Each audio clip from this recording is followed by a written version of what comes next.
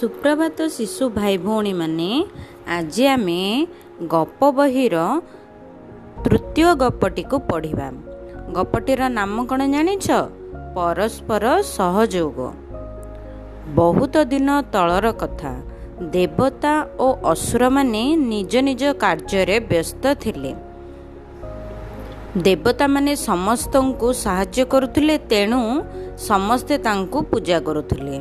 किंतु असुर माने बड़ दुष्ट थिले। से माने समस्तंकु हैरान करुथिले, केही सेमानंकु पूजा करू नथिले। एथिपाई सेमाने देवतांक सह कली करुथिले। दिने असुर माने सृष्टिकर्ता ब्रह्मांक पाखरे जाई पहुँचिले। देवता मानंक विरुद्ध रे कहिले। ब्रह्मा कहिले, एहा तुम मानंकर भूल धारणा। प्रकृत रे तुम मानंक मध्यरे परस्पर सहयोग अभाव कारणरू एहिपरि हेउछि। ब्रह्मा जेते बुझाइले भी सेमाने बुझिले नाही। सेमाने ब्रह्मांकु गाली करी फेरी आसिले। एहा परे ब्रह्मा असुर मानंकु उचित शिक्षा देबा पई एक उपाय बाहर कले। से कहिले, आजी मो तरफरु एक भोजीर आयोजन करा जिवो। समस्त देवता और असुर एही भोजी खाई पारिबे। समस्ते आसी पहुँचिले।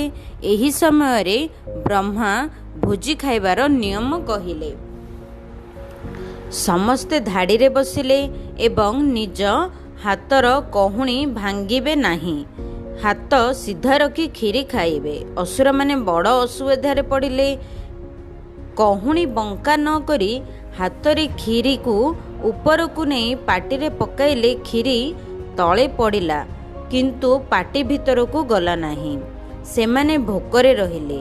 किंतु देवता माने डाकी करी मुहांमुही होई बसिले। जहाँ आगरे जिए बसिले सीए तांको हाथ सीधा करी खुआई देले।